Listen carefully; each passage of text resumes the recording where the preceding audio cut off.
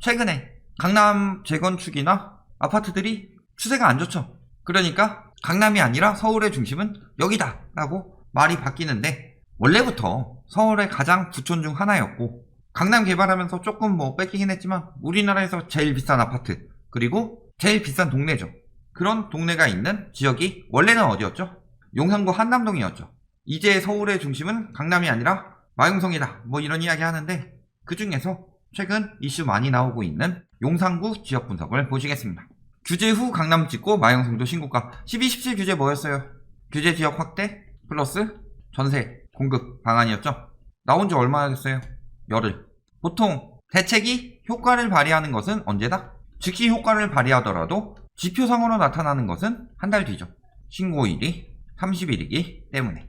그런데 그냥 시작부터 바로 신고가다. 열흘도 안 돼서. 이런 이야기 나오죠. 올해 1위는 마용성이다. 한강변이 1위다. 강남보다 높게 나오더라. 꿈쩍없는 매수심리. 매수심리 떨어지고 있죠. 다 나왔어요. KB에서 떨어지고 있었고, 한국은행에서 떨어지고 있었고, 부동산원에서 떨어지고 있는데 꿈쩍 않는다고 하죠. 희망사항으로. 새 아파트 20억 넘는다. 이따 볼게요. 부촌 약진, 강북, 강남도 거기서 가지가지 합니다. 자, 그래서 매매나 전세가격 지수 보면 어때요? 6월에 쭉 오르고 막판에 쭉 오르다가 최근에 좀 멈춘가 했더니 다시 오르고 있다. 마용성 같은 경우는요, 어떤 사람들이 많이 간다고 그랬어요? 강남 키즈들이 많이 간다고 그랬죠. 왜냐? 한강변이라 살기는 좋고, 그런데 강남에 살자니 시부모들이랑 붙어 있어야 되니까 젊은 층들이 많이 선호한다. 이런 이야기들이 있었죠. 그걸 노려서 젊은 층들이 무리하게 영끌 투기도 한 지역이죠. 그래서 작년 말쯤에는 명의분산하고 오히려 올해 초가 되면서 더 오르고 있다. 가격들이 엄밀하게 따지면 어떻게 돼요? 1월보다 2월이 비슷하지만 조금 떨어질 모습이죠. 지금까지는 심리가 오르고 있는 상황이다. 왜? 누가 많이 찾기 때문에? 30대 2세들이. 매수 심리지수 한국은행에서 연령별로 뽑아보면 30대까지는 오르고 40대 이상부터는 떨어진다. 이렇게 예측하고 있으니까 30대들이 많이 찾는 지역이 조금 더 하락세가 늦게 나타날 뿐이다. 이렇게 보시면 되겠죠. 자, 매매 거래량 보면 어때요? 1월에 오른 다음에 떨어져요. 거래량은 항상. 아직 다 신고 안 끝났다고 했는데 열흘밖에 안 남았는데 거의 반토막이죠. 취소 건수 오히려 6월에 비해서 적지 않죠. 이때는 6, 7개월, 8개월 동안 신고한 거고, 요거는 3개월 동안 신고한 건데 연말에 자전거래가 좀 돌았다. 이렇게 보시면 되겠죠. 외진 매매 거래량 및 비율 굉장히 높죠. 특히 11, 12월에 높게 나오는 이유는 법이 내서 개인으로 보내던가 명의를 분산하든가, 불법 증여 같은 경우는 부모 전세 플러스 매수 형식으로 해서 증여 형식으로 넘기는 경우, 이런 것들이 연말에 많이 나왔다. 왜? 올해부터 양도세, 비과세 요건이나 장특공제, 그 다음에 보유세도 올라가고요, 주택수, 그 다음에 법인 양도세 증가, 이런 것들이 다 겹쳐 있었기 때문이죠.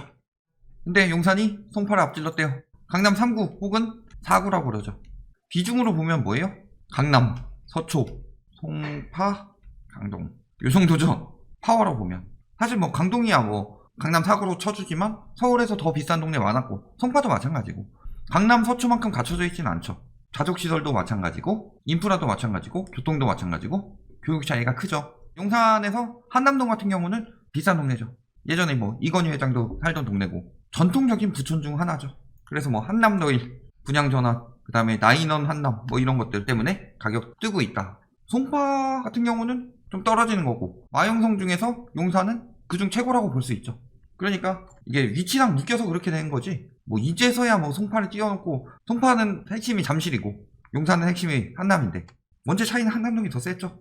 용산로 5가 이런 데 많이 나왔는데, 자, 11월에서 12월에 갑자기 거래들이 고가로 거래되더라.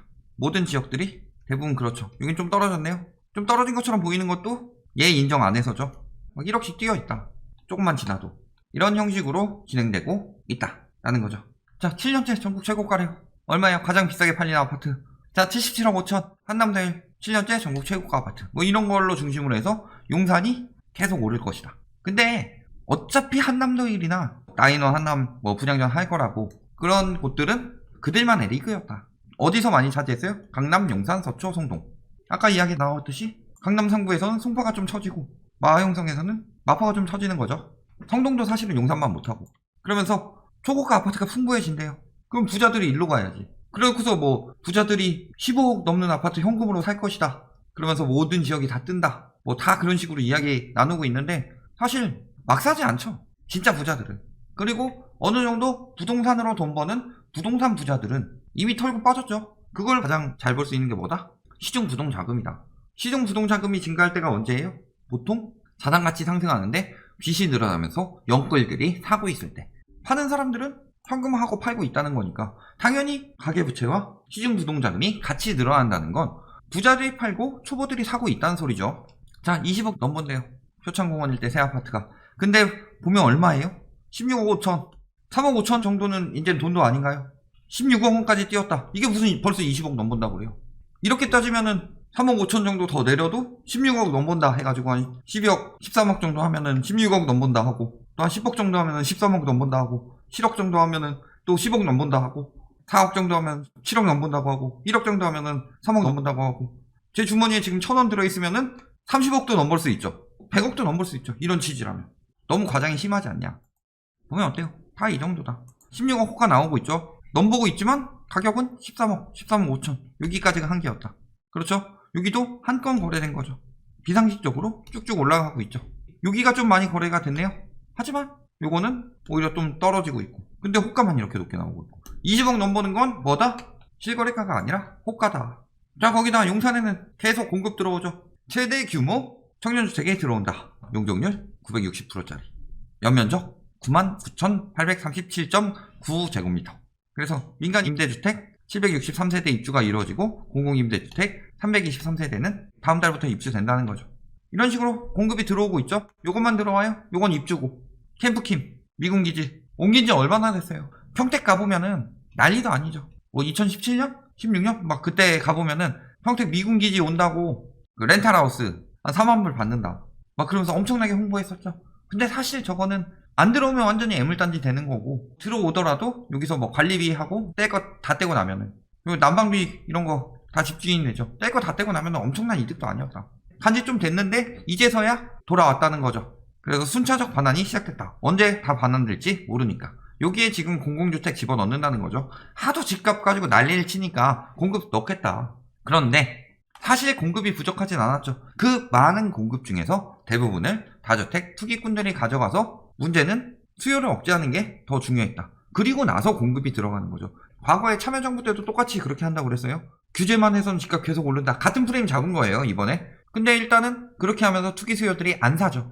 그러면서 언론에서 호도에서 비싸게 털고 빠지는 거 항상 그때가 마지막 때였죠. 리먼 때 미국 보더라도 많이 털고 빠졌죠. 그 다음에 하락세가 나타나는데 하도 공급 이야기 많이 하니까 결국에 공급 집어넣은 거다. 이미 3기 신도시 정도만 공급해도 충분했었는데 쪽방촌도 개발한대요. 최대 규모 아파트 단지로 재탄생한다. 그러면서 얼마나 들어와요? 공공 1455, 민간 965에서 2410호짜리 큰 대단지들이 들어올 수 있다는 거죠. 그런데 반대가 심해요. 왜 심해요? 얼마나 받아요? 0.5평에서 2평짜리를 20몇만 원씩 받고 있어요. 그러면서 사유재산 탈취하는 정부 이야기하는데 솔직히 말해봅시다. 여기 쪽방촌 운영하면서 임대사업자나 그 사업자 신고 제대로 해놓고서 월세 신고 다 해가지고 똑바로 세금 내는 사람은 얼마나 돼요? 암암리하고 있지. 쪽방촌 건물 자체의 가치는 얼마 안 되는데 수입은 엄청나게 많죠. 여러 개 깔아놓고서 증여하기도 좋죠. 증여상속. 왜? 얼마 안 되니까. 세금도 얼마 안 내고. 그러면서 수입은 엄청나게 폭리를 취해오고 있었다. 그러면서 난리치고 있는 거죠. 사실 쪽방촌 그 시작이 어떻게 된 거예요? 거기 막 제대로 허가 받고 지어가지고 시작된 게 쪽방촌이에요? 지들이 땅 점유해가지고 가져간 거 아니에요? 처음부터? 그런데 이걸 가지고 뭐 사유재산이라고 탈취한다고 이제 이야기하고 있어요. 그만큼 빨아쳐먹었으면 됐지. 자, 거기다가 이렇게 반대하는 이유 중에 또 하나는 뭐예요? 임대주택. 가치 떨어진다 이런 이야기죠. 집값 떨어진다. 그 집값 떨어뜨리려고 임대주택 하는 건데 왜 그렇게 길을 쓰고 반대하느냐? 임대주택이 들어오게 되면은 민간 임대가 힘들어지죠. 민간 임대가 힘들면은 뭐가 힘들어져요? 갭투기가 힘들어진다. 갭투기가 힘들어지면은 집값은 떨어지고 갭투기꾼들의 부담은 늘어나는 거다. 그러니까 임대주택 길을 쓰고 반대하는 거죠. 임대주택이 들어오니까 집값에 영향 없다. 분양주택이 들어와야 된다. 내 집 마련 못하니까. 이런 개소리들 하는데 지금 집값 떨어뜨리는데 가장 핵심은 분양주택으로 해가지고 매매 수요를 줄이는 게 아니라 전세가를 떨어뜨려버리면 돼요. 매매 수요를 아무리 뭐 줄이려고 해도 상황에 따라서 뭐 2019년, 2020년처럼 금리 떨어져서 영끌 수요들이 들어올 수도 있고 그러니까 핵심은 뭐예요? 전세 수요를 분산해 버리는 거예요. 공공임대주택이 전세가 5억 정도 수준에 서울에 엄청나게 많이 있다. 그렇다면은 용산 이런 데 많이 있으면은 막 전세 7억, 8억, 뭐 9억, 10억 이렇게 막 낼 수 있어요? 예를 들어서 3억 갭 투기만 가능하다. 7억이면은 10억짜리 아파트가 가능하고 8억이면 11억이 가능하고 10억이면 13억짜리 아파트까지 가능해요. 그러니까 지금 막 10몇 억씩 해가지고 엄청나게 비싼 아파트 만들고 있는 거죠. 그런데 공공임대가 엄청나게 한 5억 정도 수준으로 양질의 임대로 들어온다고 치면 어떻게 돼요? 요 정도까진 가능해도 요건 불가능하겠죠. 들어가려는 수요가 없을 테니까. 그러니까 길을 쓰고 반대하는 거다. 투기꾼들에게 최악이니까. 자, 거기다 용산 정비창 이야기 나오고 있죠. 계속 어드슨 야드 된다 하면서 1만 채 공급 계획을 세운 용산 정비창을 제외하고 500에서 2800채 수준에 불과하다. 2800채짜리면 엄청난 대단지 아니에요? 이런 식으로 이야기하고 있죠. 그리고 1만 채 공급 계획이에요. 엄청나게 크죠. 들어오면 어떻게 돼요? 공급이 확 들어오면은 엄청난 영향을 주겠죠. 그러니까 떨어져야 맞는 건데 맨날 공급 타령하면서 얘 들어오니까 개발돼서 가격이 오른대요. 지들 유리한 대로만 해석하고 있죠. 하지만 지금 보면은 용산에 공급 본인들이 얘기한 공급 엄청나게 많이 들어오고 그 전에 12, 16으로 15억 이상 아파트 대출 제한했으니까 수요 여력 떨어지죠. 금리 점점 오르고 있죠. 그 다음에 그 임대주택 들어오게 되면은 전세 쪽에도 문제 생기겠죠. 아까 보면은 그 높은 가격이 어떻게 책정됐다? 편법 증여등 탈세. 저희가 거짓말하는 게 아니었어요. 계속 이런 식으로 이야기했는데 뭐만 하면 자전거래래, 뭐만 하면은 뭐 편법 증여래 이런 식으로 증거 없이 이야기하는 것처럼 보이지만 이미 다 생각해놓고 하는 거예요. 지금 다 나오고 있죠. 편법 증여. 어디서? 강남 용산에서. 인터넷 카페로 집값 담합하는 곳, 협동수사 이런 데도 다 나오고 있는 거다. 결론 뭐예요? 첫 번째, 강남 다음에 그래도 마용성이 항상 들어간다. 강남이 떨어지기 시작하면 마용성도 영향을 받을 수밖에 없죠. 그런데 이제 강남이 주춤하니까 마용성의 시대다라고 유도하면서 마용성 팔아치우고 그 다음에 서울 전역으로 뭐 여기저기 이야기 나오겠죠. 이런 식으로 지금 장사질을 하고 있는 거다. 언론에서. 하지만 보면 어때요?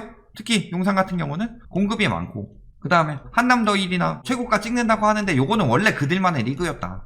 원체 한남더일은 초창기부터 서민들이 뭐 돈 모아서 갈 수 있는 그런 아파트가 아니었죠. 근데 이거 가지고 자꾸 계속 오르는 것처럼 이야기하는데 배제하고 얘기해야죠. 그 다음에 뭐 20억 찍는다 이런 이야기 하고 있는데 보면은 호가만 그 정도 수준이다. 아직 가격은 3, 4억 정도 모자라죠. 그러니까 자꾸 요즘에 호가 가지고 띄우는 이유가 뭐예요? 요거 다음에 요거니까. 추후 공급 늘어나고 있고 임대주택도 착실히 계획되고 있죠. 맨날 수요 공급 이야기 하던데 결론이 어떻게 될 것이냐. 이런 부분은 생각해보면 바로 답이 나온다. 이미 투기 수요는 억제할 만큼 억제했고 30대 투기 수요들이 한탕 노리고 들어온 곳이 강남이 아니라 마용성이 많다고 그랬죠. 그러면은 스트레이트나 이런 데도 나왔듯이 10억짜리 집 사는데 영끌에서 12억씩 막 빚지고 샀는데 이번에 종부세 올라가면 어떤 현상이 일어날까? 하지만 이제 더 이상 사줄 수요는 없고 앞으로 공급은 계속 들어올 예정이다. 이런 부분까지 생각해 보시면 답은 나와 있다는 거죠.